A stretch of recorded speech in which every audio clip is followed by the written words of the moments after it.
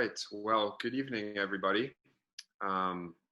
Thanks for giving me the opportunity to speak to everybody tonight. Obviously, normally situations are a little bit different, and I would be speaking to everybody in person. But given the times, our online webinar will suffice. My name is Jonathan Berliner. I'm one of the orthopedic surgeons at Orthopedic and Neurosurgery Specialists. I specialize in hip and knee replacement surgery, so I treat mostly hip and knee arthritis, but I do treat really any condition related to the hip and knee. And tonight, my talk is going to be focusing on modern trends in total joint replacement, specifically taking a closer look at ways that hip and knee replacement have changed primarily over the last probably 5 to 10 years. To make not only the recovery easier, but the outcomes more reliable and complications less frequent. So this is just a brief outline of what I'll be touching on. I'll start quite broadly with the basics, talking about hip and knee arthritis, talking a little bit about the treatment options for hip and knee arthritis and whether surgery is a reasonable thing to consider given your specific situation. We'll talk a little bit more in detail about the surgeries themselves, specifically hip replacement, partial knee, and total knee replacement. And then I'll go into a little bit deeper recent advancements in terms of technology and recovery and ways that we've really improved the entire patient experience for patients who do elect to move ahead with surgery. So, as I mentioned, starting with the basics, what arthritis is really loss of articular cartilage inside the joint. What articular cartilage is a very relatively thin layer of a smooth, soft tissue surface that covers the ends of our bones that are inside of our joints. The picture you see on the right of that screen is the top picture is a picture of a femoral head, which is the quote-unquote ball of a hip joint. And as you see in the top picture, there's a very kind of smooth, shiny appearing white surface, which is that cartilage protective layer. And when that cartilage protective layer starts to thin out, that's what arthritis is. Now, cartilage allows for smooth motion between the bones. It also allows for pain-free motion because cartilage has no nerves in it. And so it really doesn't feel pain per se. Now, the bone underneath that cartilage, which you'll see in the image on the lower part of your screen there, certainly has a lot of nerves in it. And when the cartilage wears thin and the bone starts rubbing on bone, those nerves get very irritated and the joint gets very stiff and achy and sore, and really involves all those symptoms that we classically think of with an arthritic joint. Now, there are multiple different reasons an individual can get arthritis in their joint. The most common is called osteoarthritis, which is simply wear and tear. A large part of this is likely related to hereditary or genetic component. Some people have an inflammatory arthritis, such as a rheumatologic condition, such as rheumatoid arthritis or psoriatic arthritis, where the body's own immune system will actually attack the cartilage. Some individuals have had prior trauma to the joint that damages the cartilage and eventually results in arthritis. And there are other secondary causes such as infection or even congenital deformities of the joint that over time will result in thinning of the cartilage and eventual arthritis. Really, regardless of the reason that an individual has arthritis, they all result in pain, limited range of motion, and eventually a decrease in function. Now, when an individual comes into the office with complaints of hip or knee pain, we of course get a very detailed history to better understand how long your symptoms have been going on for, how much they're limiting you, how they're affecting your quality of life, where the pain is located. We almost always also get an x-ray because x-rays are very efficient at visualizing the degree of arthritis in a joint if it is present. Now, on the left side of the screen there, you'll see what appears to be a normal hip, where you see the outline of the ball, and this white line coming around it is actually the cup. Now, there's a very good amount of space in between the two, which is where that cartilage is sitting. And then in the x-ray on the right side of your screen, you can see that that joint space is essentially gone and the ball and the cup are now touching. And that's what we see on x-rays when we see bone-on-bone arthritis. Similarly, in a knee, on the left side of the screen there, you see in a healthy knee that there's a nice thick layer of cartilage separating the thigh and the shin bone. In an arthritic knee, we see that that space has basically disappeared. The bones are now rubbing on top of each other. In addition, we see bone spurs, which typically occur in the setting of arthritis. Sometimes we'll even see loose bodies or cysts in the bone that are all signs that this cartilage protective layer has worn out. Now, I think it's important for patients who are experiencing the symptoms of arthritis and living with, the limitations that it causes, that they understand that it's a very common condition in the United States. So there have been numerous studies, of course, assessing the prevalence of arthritis in our country, as well as projections for how common it will be over the next couple decades. And part of this is that the US population, the baby boomer generation, continue to age. And the percentage of the US population above the age of 65 will actually increase from about 13 to 1 in 5 people in our country within the next 10 years. And it's projected that of that cohort of baby boomers, over 40% will have some type of arthritis. So this is an extremely common condition.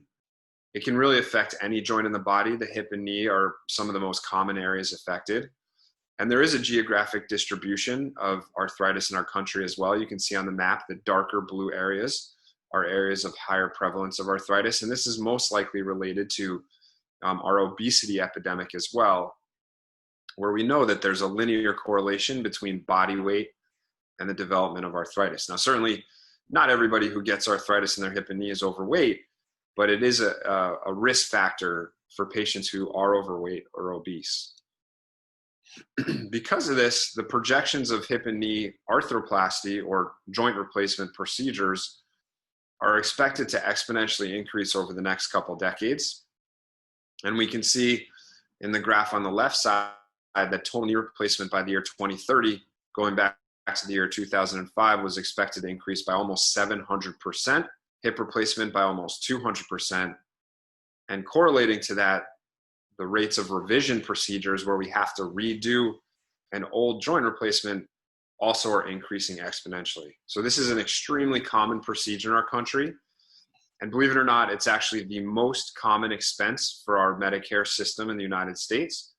The number one cost of healthcare, when you break it down by the condition being treated, is osteoarthritis. So above heart disease, heart failure, pneumonia, really any other condition that you can think of, osteoarthritis is a more expensive condition to treat in our country. And that's because it's such a common condition. Now, transitioning into the treatments for hip and knee arthritis, I typically break it down into two broad categories. There's the non-surgical treatments and there's the surgical treatments. Now, unfortunately, in 2020, we still do not have the technology to put cartilage back inside an arthritic joint. And because of that, the treatments are really designed to either lower the inflammation in the joint, therefore, hopefully, to get the symptoms to quiet down and allow an individual to get back to the activities that they'd like to resume doing, or essentially resurfacing the joint or replacing that arthritic surface where the cartilage has worn out, therefore eliminating the pain generator because that arthritic surface is no longer there. So almost always patients will start with non-surgical treatments.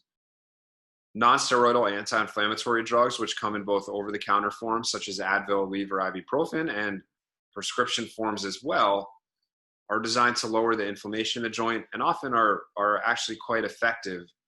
And many patients with mild or early arthritis are able to do quite well on oral anti-inflammatory medications and actually can go for many years using them as needed. Some patients, for multiple reasons, such as medical conditions or GI irritation, are not able to take oral anti-inflammatory medications. In those cases, sometimes people will use a topical anti-inflammatory for the knee. The hip joint is a little bit deep, so the topical anti-inflammatories don't tend to work as well. There are also injectable forms of anti-inflammatories. Activity modification essentially means staying away from high impact activities, or really any activities that seem to be bothersome or irritate the joint. Generally, I tell my patients, if they can, to stay away from running, jogging, and jumping activities. It's not that you're going to wear out your hip or knee faster per se. It's really just that those activities, of any activity out there, is going to cause the joint to become more irritated and is going to cause the pain levels to increase. And so generally, if you're able to keep the inflammation levels down and the joint functioning a little bit better, there's less requirement to limit your activities or use anti-inflammatory medications. And generally, if you're able to stay away from the high impact things, the joint tends to be a lot happier. Physical therapy for some patients can be very helpful. It's really designed at strengthening the muscles around the joint, therefore giving the joint a bit more support and hopefully letting you do more from a functional standpoint before the joint starts to get achy or sore. Sometimes, in some cases, they're also able to improve your range of motion, as arthritic joints tend to get very stiff. Sometimes in severe arthritis, though, given there's bone spurs and really bone that can be rubbing on bone, it's difficult to improve range of motion with physical therapy. Now, injections are a treatment that many patients do try prior to surgery. Really, the only one currently officially approved by the American Academy of Orthopedic Surgery is cortisone. There are probably 3 other injections that patients will try if that's their interest, specifically gel injections or hyaluronic acid injections, PRP, which is platelet-rich plasma, and stem cells. PRP and stem cells are a bit more experimental and in the newer, earlier treatment category, and there's not much data on them, so they're not as frequently used. Patients with knee arthritis do often try the gel injections, and if people have specific questions about that, I can go into a bit more detail at the end of the talk, but it's not currently an officially recommended treatment. Weight loss can be extremely helpful for arthritic joints. Believe it or not, every 1 pound that you lose is almost 4 to 5 pounds of joint force on your hip or knee. So even losing 4 pounds can take about 20 pounds of force off of the hip or knee. And some patients find if they're quite overweight and they're able to lose a fair amount of weight, that their symptoms improve significantly and they might not need other treatments. For patients that are dealing with severe arthritis or find that the joint is extremely painful or limiting them from doing even simple daily activities, sometimes using an assisted device such as a cane or a walker can give you enough support to try to take a little bit of force off the joint and therefore help the joint be less painful. Surgical treatment currently for patients who have tried and failed the non-surgical treatments is total hip replacement, partial knee replacement, and total knee replacement. And I'm going to get into a bit more regarding the specifics of those in the following slides. So I think probably one of the most important things that an orthopedic surgeon will discuss with you is when's the right time to consider surgery for your arthritic hip or knee. And there's really a lot of factors that go into this. And really at the end of the day, there's no perfect answer or exact science, but I think it tends to be a shared decision between the physician and the patient. We do take into account, of course, your history, how long you've been dealing with the symptoms, how much they're affecting your quality of life, how much they're limiting you from doing the activities that you'd like to be doing.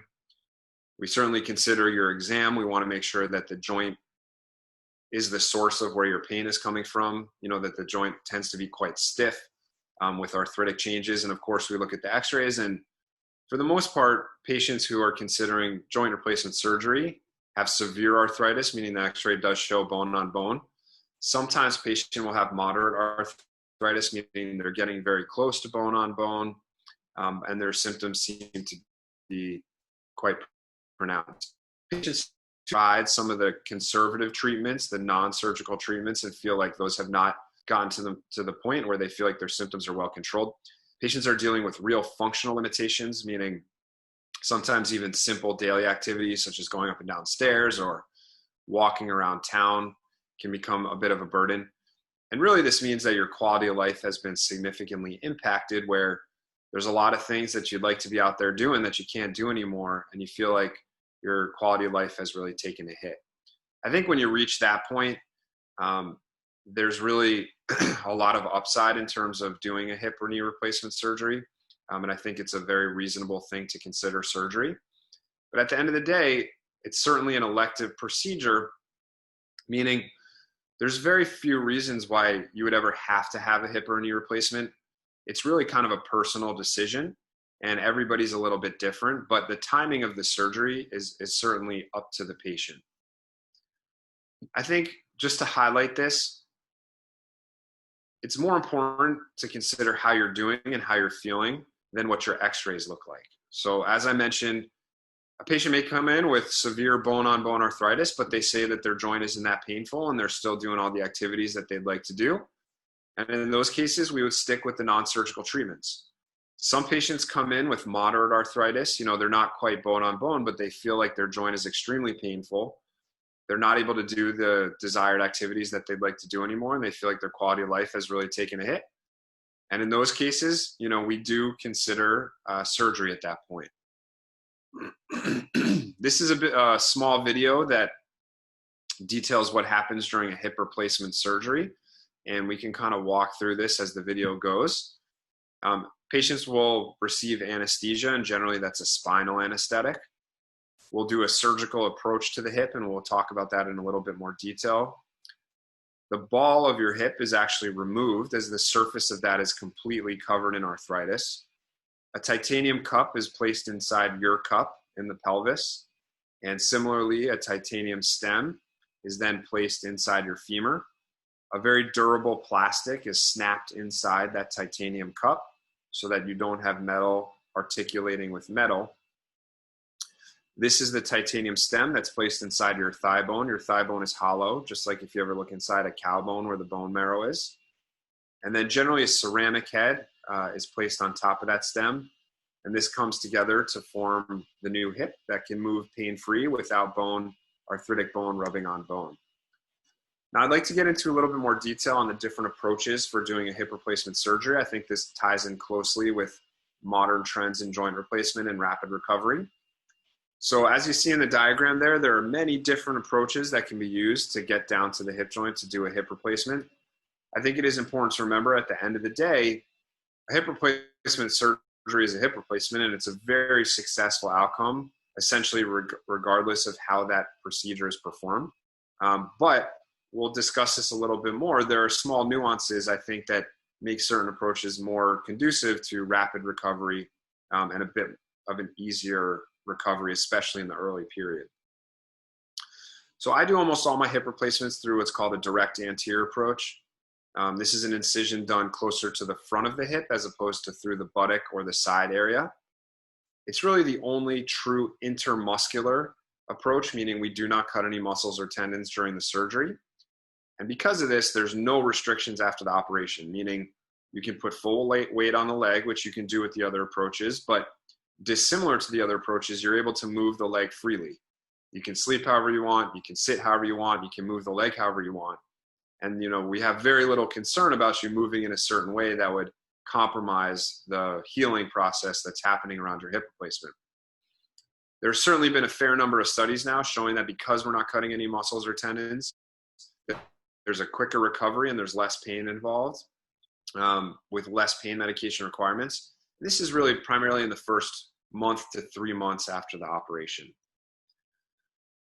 Additionally, during the surgery, the patients lie on their back as opposed to the other approaches where you lie on your side. And because of this, we're able to use live fluoroscopy or x-ray during the surgery. And this allows us to very accurately position the components and really have no surprises after the operation as to how the hip replacement was performed. So just to go through a bit more in detail, the specific benefits of the anterior approach. As we mentioned, this is a muscle and tendon sparing surgery. So we're not cutting through any of your muscles or tendons. Because of that, there's no postoperative precautions or restrictions.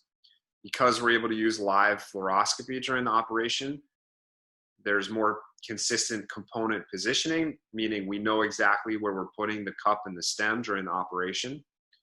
Many studies have shown an earlier return to function, such as walking without an assisted device or going up and down stairs a bit easier, specifically mostly within the first 6 weeks to 3 months after the operation.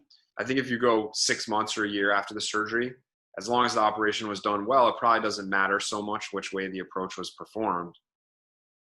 The anterior approach in many studies shows less pain, earlier discharge, earlier return to gait mechanics, and I think a lower dislocation rate if you compare it to something like the posterior approach, because we're not cutting through any muscles or tendons, and the hip joint remains very stable.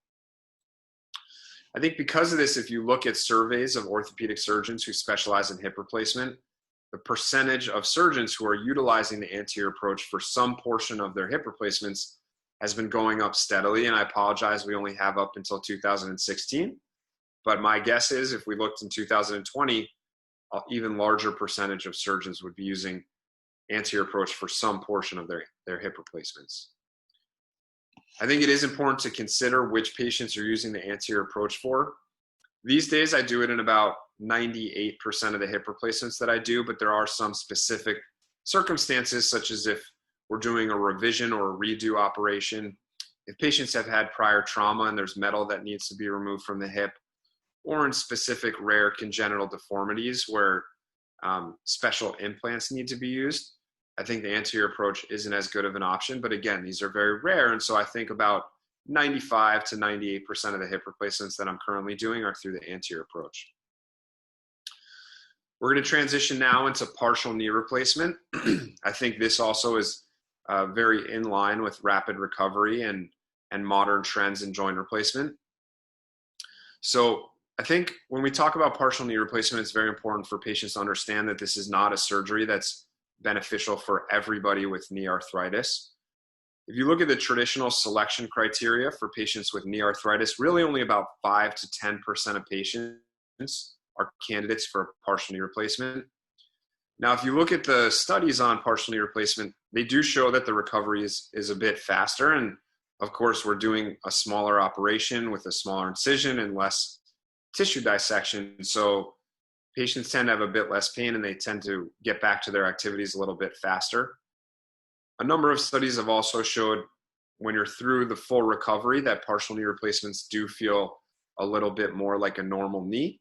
Not that they give better pain control, but I think patients with total knee replacements are often aware that it's not their normal knee.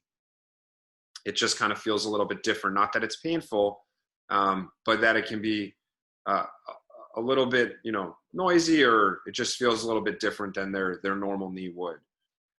Now, I think it's important when you discuss partial knee replacements to also talk about the downsides, because there's really no free lunch here, and there are things that are better about total knee replacements and there are things that are better about partial knee replacements. So when you talk about partial knee replacements, there's no question that whatever study you look at, the rates of revision surgery, meaning needing a second operation, are higher for patients that have had a partial knee replacement. Now, they're still quite low. If you go about 20 years down the line, maybe 80% of partial knee replacements are doing well, but about 90 to 95% of total knee replacements are doing well if you go 20 years down the road. So still a very durable operation, but not quite as durable as a total knee replacement. Now, the reason only about 5 to 10% of patients are candidates for the partial knee replacement is because you really can only have arthritis in one part of your knee to be a candidate for this surgery. We typically divide the knee into 3 different areas, and if other parts of the knee have arthritis, it's a little bit short-sighted to only replace one of those areas, because whether it be 5 or 10 years down the road, those other arthritic areas will become painful, and you would have been better off having a total knee replacement. This is a quick video of what we do during a partial knee replacement procedure. The red indicates the arthritic areas. We essentially resurface the bone in that area. So we skim away the arthritic surface and then cap the bone with a piece of titanium metal. We do a similar thing on the shin bone or the tibial side. We shave away the arthritic surface. We place a metal component there, and then there's a very durable plastic that sits in between the 2 pieces of metal. And as you see, it really only works on one, essentially 1/3 of the knee, one small portion of the knee. Now, as we mentioned, I think it's important for patients to understand that the longevity of a partial knee replacement isn't quite as good. This was a large study looking at 15 to 25-year follow-up. And you can see, that the longevity of the partial knee is not quite as good as total knee replacement. If you look at the actual implants themselves now transitioning into total knee replacement, you can see that the implants are smaller for partial knee replacement because we're only replacing, a portion of the knee. In a total knee replacement, we are resurfacing the entirety of the knee. And so there's no way for additional parts of the knee to get arthritis after the operation. This is what an x-ray would look like for a partial knee replacement on the left, looking from the front and from the side. And similarly for a total knee replacement, looking from the front and then from the side. So transitioning to knee replacement, total knee replacement now. Total knee replacement is a more durable operation and is certainly a better operation for patients that have arthritis in multiple parts of their knee, which is the majority of patients. And I think total knee replacement is a bit of a misnomer because we're actually not replacing any bones of the knee. All of your bones are still there, namely the femur, the tibia, and your patella, which is the kneecap. We're essentially shaving away the arthritic surface and then capping that bone with a metal implant. And again, here's a quick video of what happens during a total knee replacement. We essentially, open the knee joint and we're making these very thin shave cuts to remove that arthritic surface. After that's performed, a resurfacing metal component is placed over both the femur and the tibia bone. And then a very durable plastic is placed in between those two metal components. Most knee replacements are held in place with a grout, a bone cement that's placed in between the metal component and the bone. And then you'll see this very durable plastic component snap in between those two metal components. For the majority of knee replacements, the kneecap or the patella is also resurfaced, meaning that a very thin shave cut is also performed on the kneecap. And similarly, a grout or a bone cement is placed onto the bone, and a very durable plastic button or patellar component is placed on the kneecap, and therefore any arthritis on the underside of the kneecap does not cause pain. And there's nowhere when the knee moves where you have arthritic surfaces rubbing against arthritic surfaces. Focusing a little bit more on our modern trends or recent technologies or changes to implants that we've had over the last 5 to 10 years. Many surgeons are starting to incorporate what's called cementless total knee replacement. Again, this is a minority of patients, but some patients who have knee replacements when they're very young, typically in their 40s or maybe early 50s, they may outlive the bone cement interface that's placed in between the metal and the bone. For these patients, sometimes we do elect to perform a cementless total knee replacement where the surface of the metal is actually covered in a porous, almost metal sponge that the bone can grow into. This is how the vast majority of hip replacements are performed these days, but that technology is starting to transition to knee replacement. Potential advantages of this are that it's a shorter surgery because you don't have to wait for the bone cement to cure or dry during the operation, and it may be a longer lasting implant for young patients. Potential disadvantages are that it's a newer technology. We don't have the same long-term data. So the durability is a bit theoretical. We haven't followed these joint replacements out for 40 or 50 years. And the bone does have to grow into the metal. And so if that fails or a patient's bone does not grow into the metal, there's no bone cement there to support the implant and it will loosen, and that would typically require a revision or a redo operation. So I think this is a very specific technology that is a specific discussion that you may want to have with your surgeon if you're a younger patient considering knee replacement surgery. I just wanted to briefly discuss computer and robotic navigation, which is being more commonly incorporated into hip and knee replacement surgery. Now, I think it's important to understand that we still, of all the studies we've performed, not had a study that shows that the outcomes are better or the implants last longer if the surgeon has elected to use a robot or a computer to help with the surgery. Now, what the robot and the computer theoretically help us to do is minimize the chance of an outlier, meaning the surgeon thought they were doing something during the operation in terms of whether it was the position of the implant, the size of the implant that they thought they were doing, where after the operation, they may have found that the result was a bit different than they had planned. Now, again, hip and knee replacement specialists do these surgeries hundreds of times a year. And so we're very used to using the technology without computer and robot. And so outliers are rare. But to minimize this risk or almost reduce it to zero, some surgeons, and myself included, sometimes do use a robot or a computer. Now, there are some disadvantages to using the robot and the computer. It generally is a longer surgery. It's more expensive. Many of them require a CAT scan or an MRI before the operation to plan. So I think this is also a specific discussion that a patient may want to have with their surgeon before their hip or knee replacement surgery. I think probably, if not the most important, certainly one of the most important improvements that we've made to make recoveries faster and easier are anesthetic techniques. And, you know, I can't take firsthand responsibility for the benefits patients experience because of these techniques. I'd have to give that to the anesthesiologist, but certainly we work hand in hand with the anesthesiologist in terms of selecting the type of anesthetic techniques that we're using for our patients around the time of the surgery. One is called regional anesthesia, otherwise known as nerve blocks. Now, these are used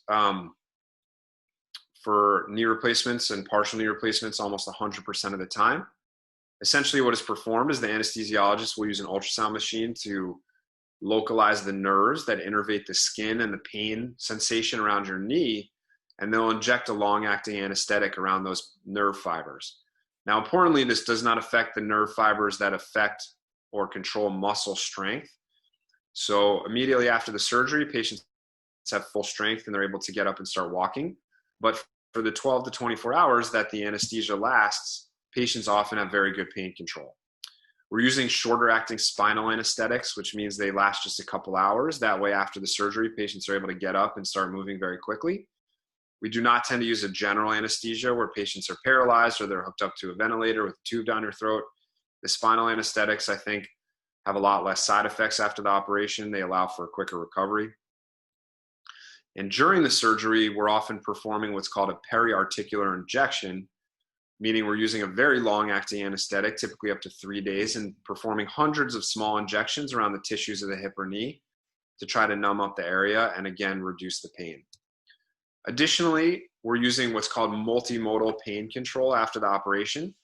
This is to minimize the amounts or number of narcotic medications that patients are using because these narcotics do come with a lot of side effects. So instead of using high doses of narcotic pain medications, we're generally using smaller doses of multiple other medications. So we typically use high dose Tylenol, an anti-inflammatory medication. Sometimes we're using a nerve medication such as gabapentin or Lyrica. We often add in a muscle relaxant for the first couple of days, as sometimes people experience muscle medications. We do use opiate or narcotic pain medications as needed. You know, some patients are certainly able to get through the recovery without using any opioid pain medications, but they are there for patients who need them. But again, we're using much smaller doses and for much shorter durations to minimize the side effects that come with those medications. Wound closure these days, there's typically no staples or stitches. We generally just use a shiny purple glue on the skin. The bandage that you see on the right side of your screen there is waterproof. Patients can generally shower when they get home.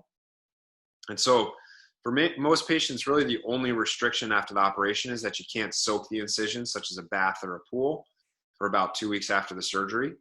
But aside from that, there's really no restrictions at all in terms of movement or activity or function or wound management.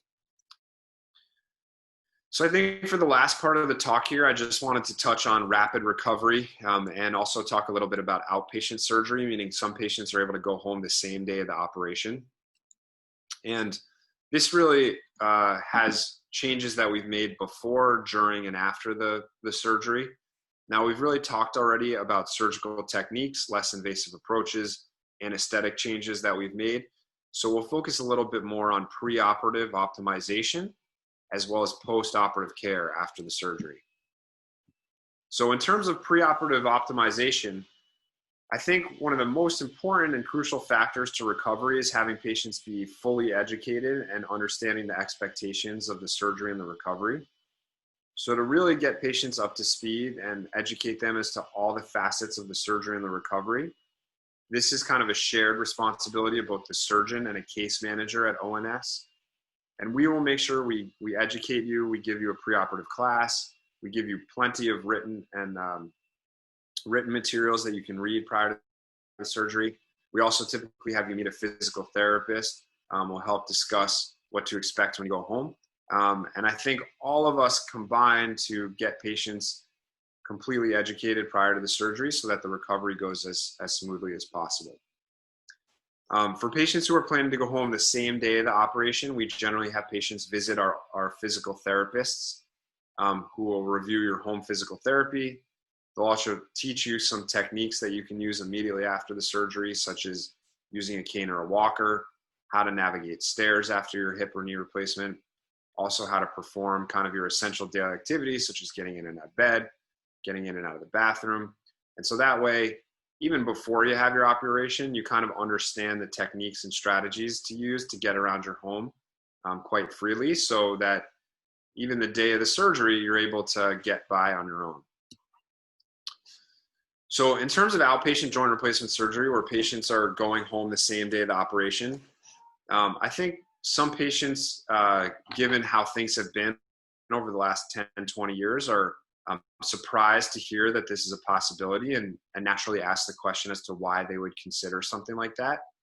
I think part of it is a natural progression of our rapid recovery protocols, meaning patients, even if you come into the hospital, often are able to go home the day of the surgery and are feeling good.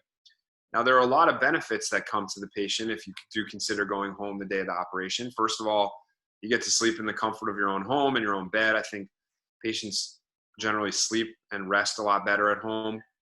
You don't need to ask a nurse for your medications. They're all kind of there for you when you need them. You don't have to have your blood drawn in the morning. You don't have to ask to get out of bed. In the hospital, we understandably are quite careful about patients falling. And so generally you do need a nurse or a physical therapist to help you if you want to get out of bed. Many studies have shown there's actually a small reduction in risk for infection if you do go home.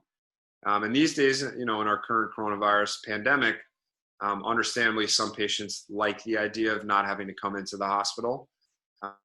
Even though the risk is extremely low right now, some patients like the idea of being able to return home right away. Now, what patients are candidates for outpatient surgery? Now, first of all, I think the most important thing is that you're motivated. You want to return home. You like the idea of going home after the operation. Medicare, I think, just to specify as a side note, does not currently provide for joint replacement at a surgery center. However, we certainly do patients at the hospital who go home the same day of the operation. So outpatient surgery is really a possibility for many patients. Generally, it's important that you're healthy, meaning you don't have any significant comorbidities. Obviously, if you have a history of heart disease or COPD or respiratory issues, we may want to keep an eye on you from a medical standpoint for the first day or two. Generally, patients tend to be of reasonable weight. Really, this is because patients with obesity often have sleep apnea or obstructive airway disease, where again, we'd want to keep a close eye on you for the first day or two after the surgery.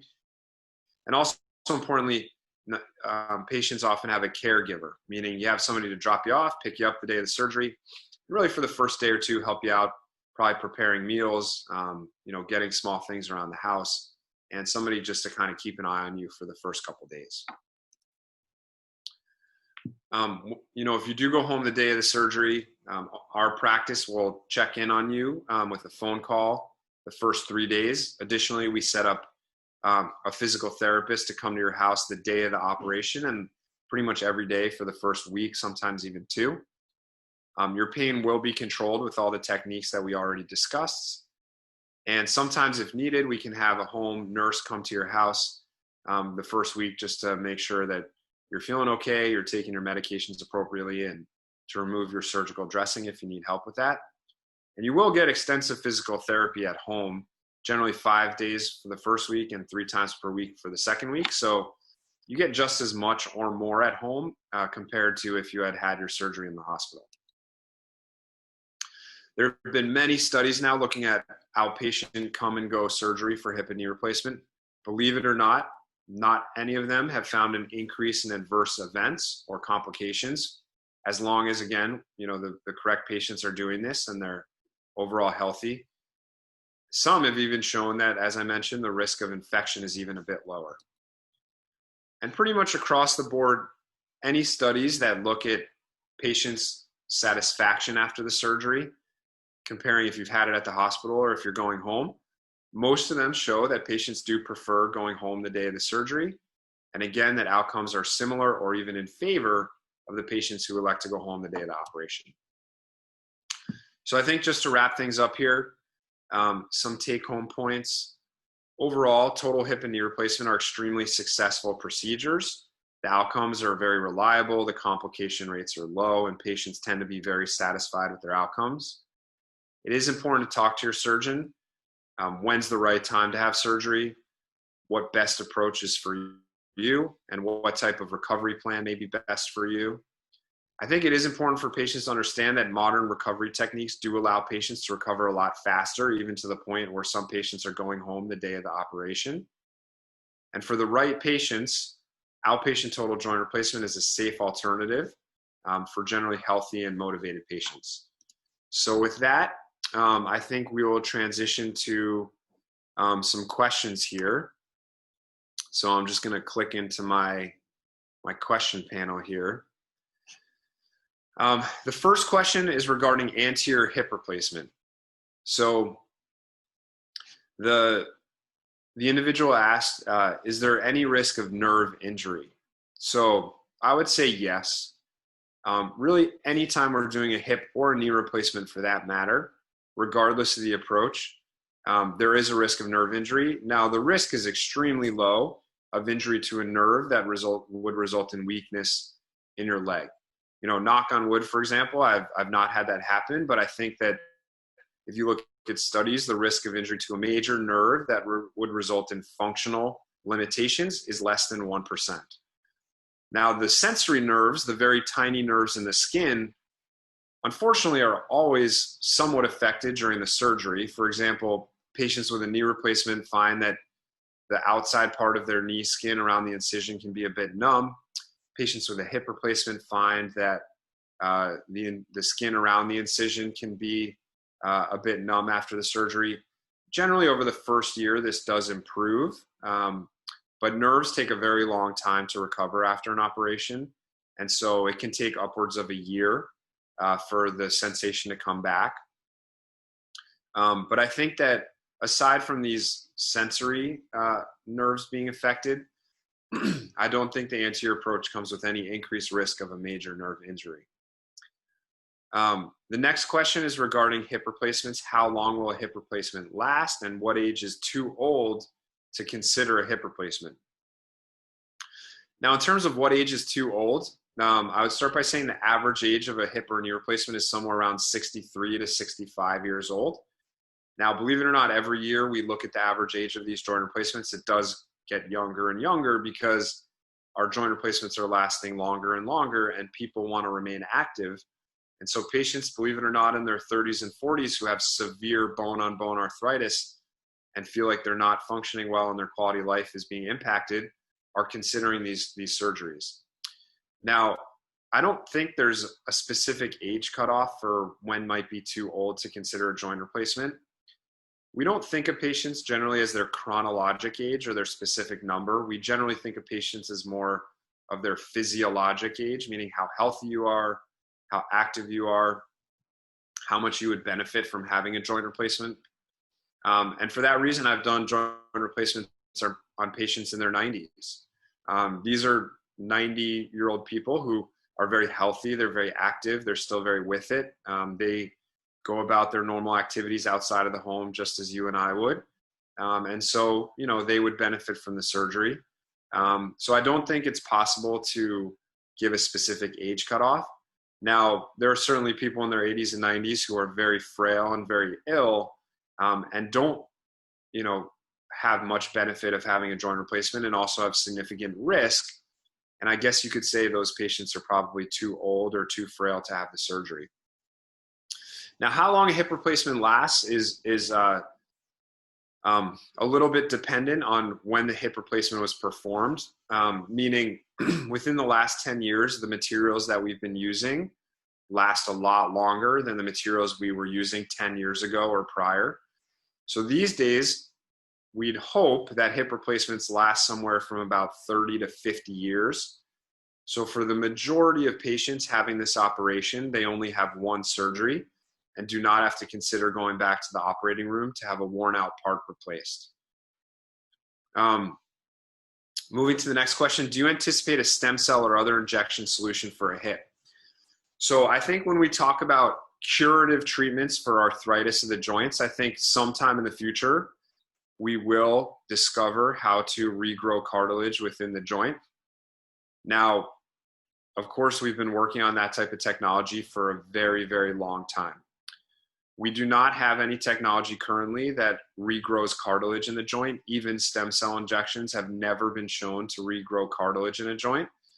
And that's really the reason that we're still doing hip and knee replacement surgery. When is that type of technology going to be discovered or invented? It's very hard to say. I think we're at least 5 to 10 years at a minimum away. I think realistically 10 years might be the minimum amount of time it might take for something like that, but it's very hard to predict this type of thing. The next question is regarding anesthetic techniques for hip replacement and knee replacement. Is there a willingness to work with a patient who does not want or require a sedative? I think that, with the spinal anesthetic and the regional anesthetic techniques that we're using, the sedative is more for patient comfort. It's not to allow us to perform the surgery safely.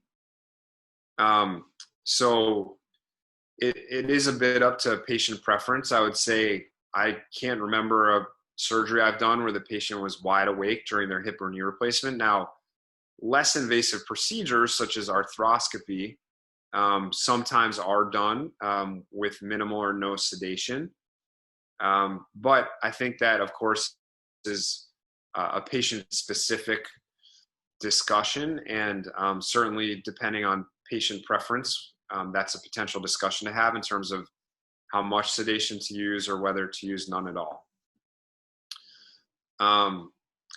There's a question about Medicare and outpatient same-day surgery for hip or knee replacement. So I think it is important for patients to understand that you certainly can still have an outpatient surgery if you have Medicare insurance, meaning you can go home the day of the operation, and I've done that many, many times for patients.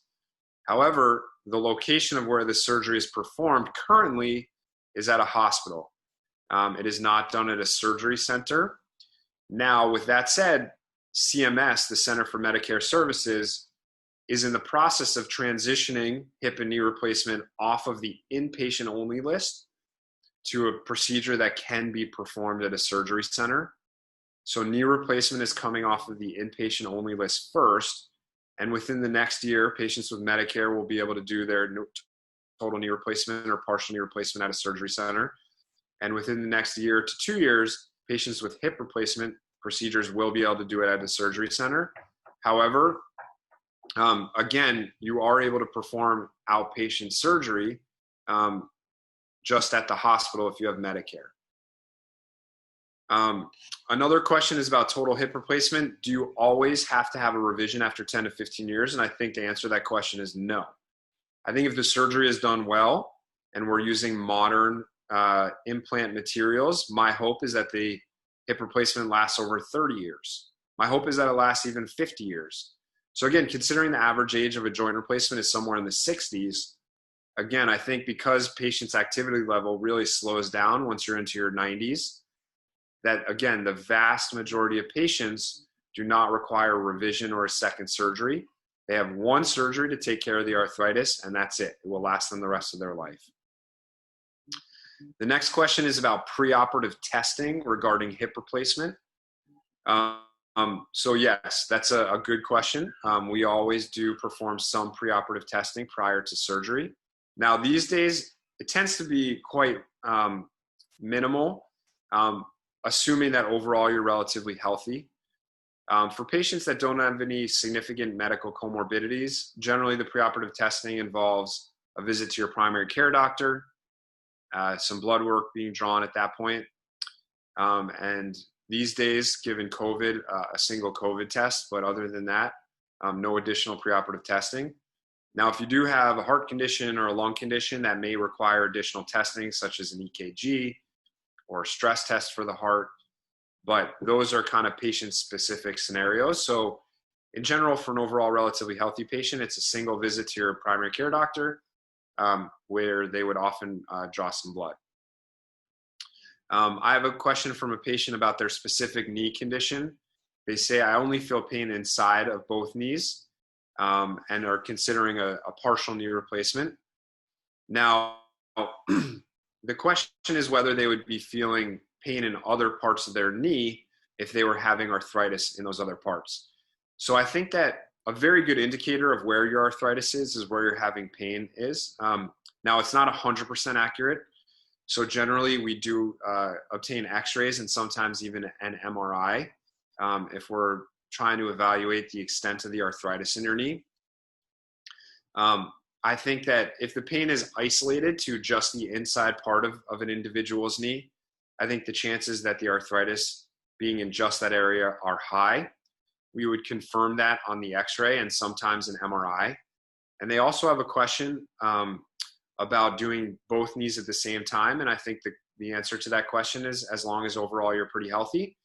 I certainly have done bilateral partial knee replacements for patients, and patients tend to do very well. I think if you have had both knees done at the same time, in terms of the recovery, it does tend to be a bit slower. But I think even within the first couple of days, if you've had bilateral partial knee replacements, people would be able to do a full set of stairs or a flight of stairs, and consider returning home after maybe a day or two in the hospital. The last question here is about ice machines and motion machines. So in terms of ice machines, I think that cold therapy, which kind of encompasses all the different types of ice machines, icing, cold packs that you can think of. Cold therapy has certainly been shown to reduce pain levels and reduce inflammation and swelling and help with recovery. Now, these are small marginal improvements. It's certainly not going to make or break your recovery or be a night and day difference, but I think they are helpful. So for the majority, essentially 100% of patients who have hip and knee replacement with me, I generally arrange for them to either have a cold therapy machine or cooling packs or cooling units that they can use at the hospital or the surgery center and then take home with them to use at home. And I think those can be very helpful. And then in terms of motion machines, these are applicable to total knee replacements. Motion machines have really never been used for patients after hip replacement. Now, there have been a lot of studies on what are called CPM or continuous passive motion machines after knee replacement surgery. Believe it or not, there have really never been any convincing studies that show at the end of the day or at the end of your recovery that your range of motion will be any different whether you've used a CPM or not. Now, they tend to also be a bit bulky and cumbersome and uncomfortable for patients. So the vast majority of total knee replacement specialists are no longer using them. We certainly do have them at the hospital, and for patients that are interested in them, I'm fine with the patient using that after the operation, but I do not routinely use them. So I think that answers all the questions that I see here. I certainly appreciate everybody tuning in tonight and giving me the opportunity to talk with you about hip and knee replacement and some of the modern trends and advancements that we've made over the last couple of years. I'm, of course, always happy to see any of you in the office to talk to you a bit more about ways to treat your hip and knee arthritis, whether it be non-surgical treatments or surgical treatments. And, you know, at ONS, we try to have very prompt scheduling and get you guys in the day you call or within just a day or two. And I hope that the talk tonight was educational for everybody, and I'm certainly happy to continue this discussion in the office. So I hope that everybody has a good rest of their evening. And again, I appreciate you giving me the time to talk to you guys tonight. Take care.